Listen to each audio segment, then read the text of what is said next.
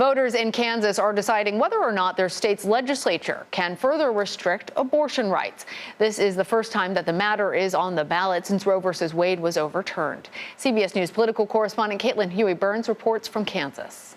Lori Mosqueda, tonight's vote on abortion access is personal. When I was 15 years old, I accepted a ride home from work from a coworker, and he took me down to the river and left me there. I screamed no, and I wasn't heard then. He didn't listen to me. But I'm going to vote no, and people are going to listen. Walking through these suburban Wichita neighborhoods, it's easy to find different points of view. Vote yes! Vote yes! Ideally, of course, I think we would all love a total ban. Right now, there are only 4 abortion clinics left in the state, where the procedure is legal up to 22 weeks of pregnancy. Voters will decide whether to amend the state's constitution. Voting no will keep abortion rights in place. Voting yes will overturn them and allow the state legislature, which is controlled by Republicans, to act. As a lawmaker, do you want to see a ban? Well, my personal opinion, I think we need more restrictions. Kansas is the first state in the nation to vote on reproductive rights following the decision to overturn Roe. But it will not be the last, and the decision will have an impact beyond its borders.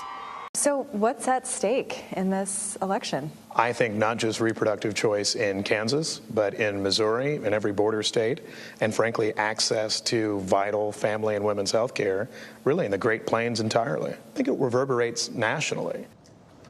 And Caitlin joins me now for more. Caitlin, we see that you have been speaking with voters on the ground there. Have you gotten a sense of how this ballot measure might do? What are people telling you in terms of what they think is at stake? Hey, Lana. Well, both sides have been telling us that they think this is going to be a very close vote. But what's really interesting here is that it kind of feels like a presidential level campaign. And a lot of voters have been telling us that because this issue is such a divisive one and matters so personally to people, that it is actually bigger than a presidential campaign to them. You drive around neighborhoods and see signs all over front lawns. Yes, no, neighbor against neighbor. People have told us that they're talking about it at brunch conversations, at football games. It's the center of some sermons and homilies at church. This is an issue that is really driving voters to the polls in August. It's a primary. It's the dead of summer. We talked to a lot of voters who traditionally don't necessarily come out and vote in primaries, but they were adamant about turning out for this measure. And we talked to voters on both sides of the issue who felt how imperative this was to get their message heard. And Caitlin, there's been controversy, in part because of all the confusion over the actual language on the ballot, what people are voting for when they're voting yes and no. What more can you tell us, and how might that concerns about this confusion actually impact the legitimacy of whatever the results are?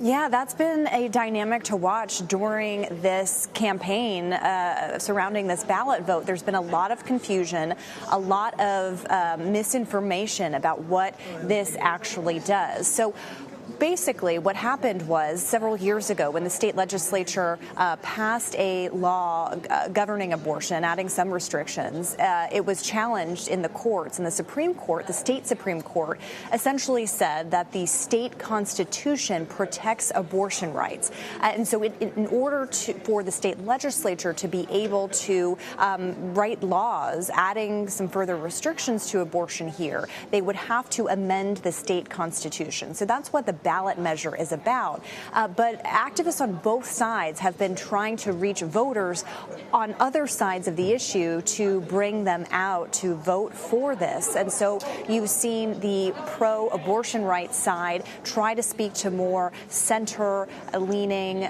Republican voters, even by making the constitutional argument. And then you've had the anti-abortion rights side try to appeal to those who are afraid afraid that this would go too far. And there have been text messages being sent last night to people saying that a yes vote would be for women's choice, and that's simply not true. A yes vote would overturn the protections that are inherent in the state constitution. So there's been a lot of misinformation out there, a lot of kind of intentional misleading language here. And some voters that we talked to today said that they were kind of confused about what a yes vote meant, what a no vote meant.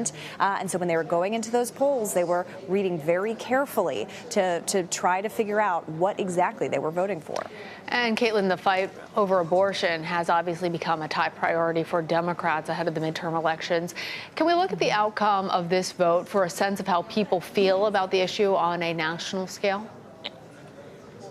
Yeah, well, once the Supreme Court decision came down, Democrats were arguing that this would be something that really galvanized their voters ahead of the midterm elections and in November. And this is going to be kind of the first big test of that. Kansas, of course, is a red state, but it does have a Democratic governor. And activists on the side of hoping to prevent further restrictions on abortion hope that this kind of sets a roadmap for other states to galvanize voters around this issue. And so if they are successful, we've talked to people who say that they will be looking at Kansas as a way to kind of give us some data about whether and how this issue motivates voters to go to the polls. And for Democrats, they hope it does, because they are facing an uphill climb in the midterms in November.